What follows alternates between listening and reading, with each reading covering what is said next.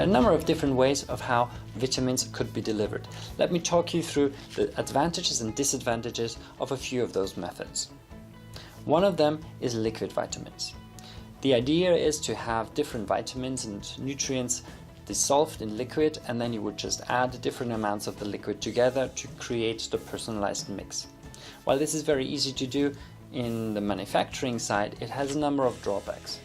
Number one, vitamins and minerals don't mix very well, especially when dissolved in liquid. Usually vitamins would react with minerals, and that would then very quickly break down the vitamins, so the shelf life is severely reduced. Another disadvantage is taste. A lot of nutrients have a very bad taste, and when it is dissolved in water, this really brings out the unpleasant taste. So putting them in a high concentration in a liquid would not be a very pleasant way of ingesting nutrients. And finally, certain nutrients can block each other. Calcium and zinc, for example, use the same channels to be taken up. So if you have them both dissolved in a liquid, what happens is calcium, which is more abundant, would block all of the channels for taking up the nutrient, and zinc, which is usually present in lower amounts, would not be taken up because everything is blocked by calcium.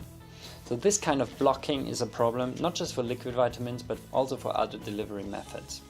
So with liquid vitamins, you have a limited shelf life, bad taste, and also the problem of bacteria getting into the solution and spoiling the mix.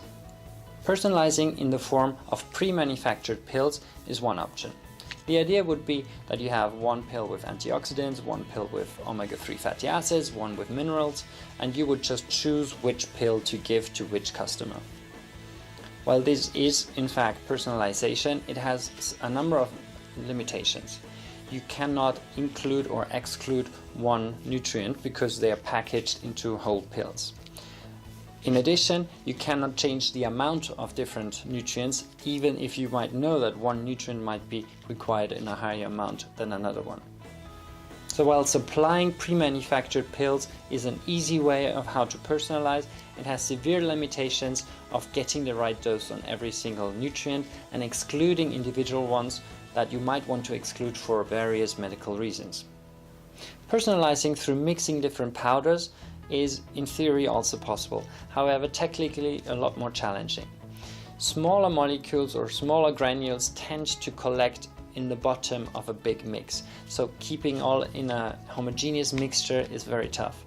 If you were to take a spoon, you really want to make sure that this spoon has a homogeneous mixture of all of the nutrients, and this is difficult to achieve. If you then take this mixture and add it to water, you have all of the problems with inhibitions and reacting nutrients, although it's not as tricky as having them delivered in liquid, because it would be more stable because it's only in liquid for a shorter time. You would still have problems with bad taste, as well as the problem of calcium and zinc and other nutrients blocking each other during uptake. So while powders is in theory possible, it's technically challenging and has a number of biological drawbacks.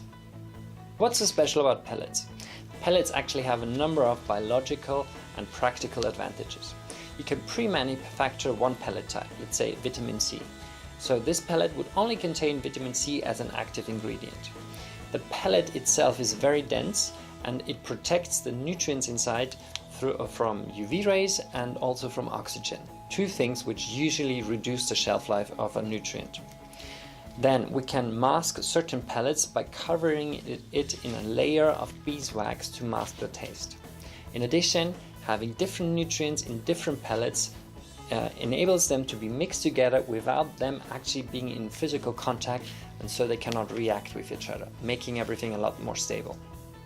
In addition, these pellets have a slow release function, meaning that they take over 12 hours in your intestine to slowly release some of the nutrients.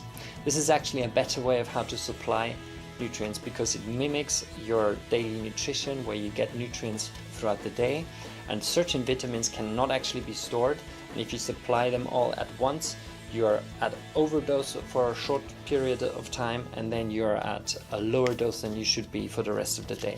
Releasing these nutrients very slowly over a 12-hour period is actually a biologically better way of how to provide nutrients.